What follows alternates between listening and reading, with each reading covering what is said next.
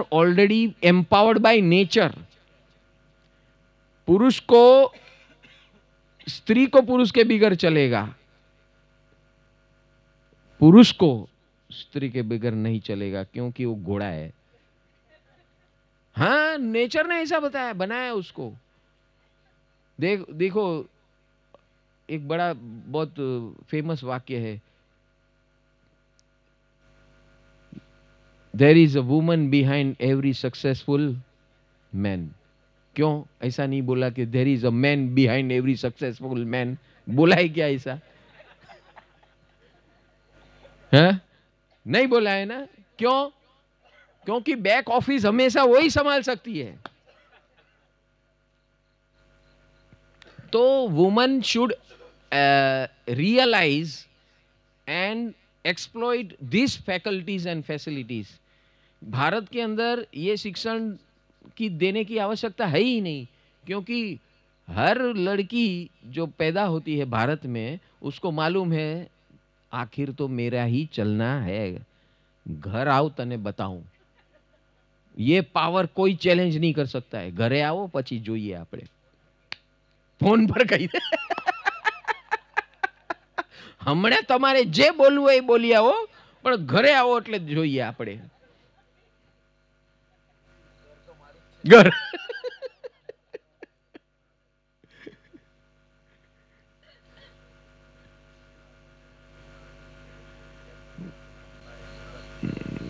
तो इस समझ लेना भैया, विनय इसे कहते हैं, विनय भाव इसे कहते हैं। रिस्पेक्ट, जिस समाज के अंदर respect for woman, respect for elders, respect for children, जो समाज में है, ये है विनय, ये है विनय। और ये भगवान महावीर ने बताया हुआ विनय है। जिस समाज में, जिस घर में, जिस व्यवस्था में ऐसी व्यवस्था है, वहां कभी भी हलचल हो नहीं सकती। ये नेचर है, हमारे परंपरा में है।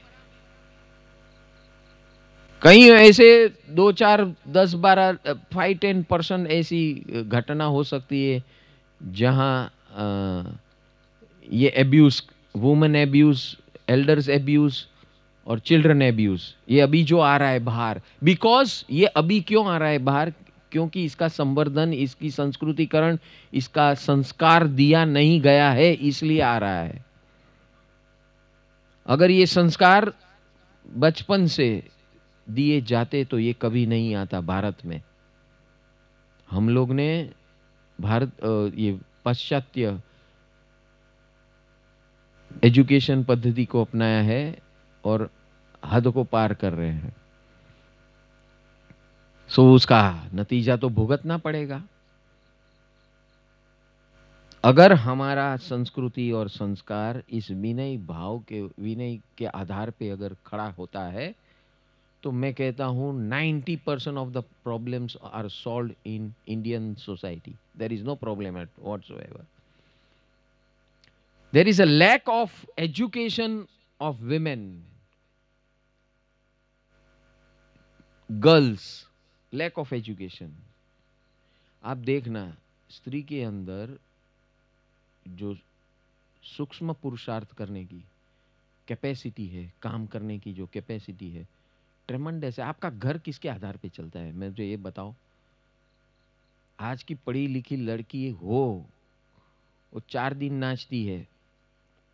जैसा बच्चा पैदा होता है ना, 60 to 70% एटलीस्ट, कम से कम गुजराती, कच्छी, मारवाड़ी के घर के अंदर almost 60, 70, 80% girls become a housewife. तो हाउसवाइफ कोई गुनाह थोड़ी है। आपकी जितनी कला और कौशल्यता जो कुदरत ने दी है, you are utilising, not only utilising.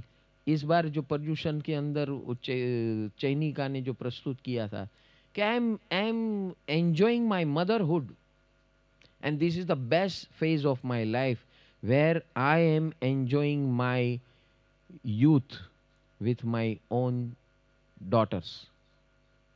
I am reliving my life.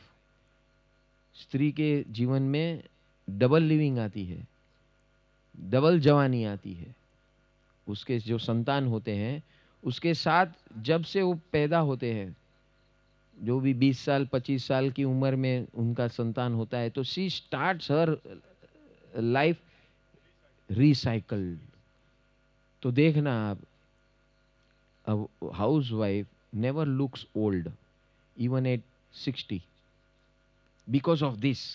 They are enjoying that bliss of nature and they are reliving their life with their children.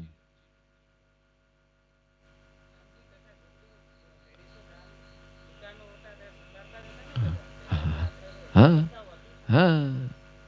तो ये जो कल्पना बेन बोलते આગળ દુકાન ને પીછે મકાન, હા તો એમાં શું છે, બધું કરી લે, સમય આવે ને બધું કરી શકે, સ્ત્રીમાં એ શક્તિ છે ભાઈ। હા તો માણસ એવો પાગલ નથી કે ઘરે જઈને મિયાઓની મીંદડી થઈ જાય। હા એ મિયાઓની મીંદડી એટલે થાય કે એને ખબર છે કે આ જે હું 5 વર્ષમાં નહીં કરી શકું આ 5 મિનિટમાં કરી નાખશે। That is natural God gift, man. So Arti Ben, we are appreciating you.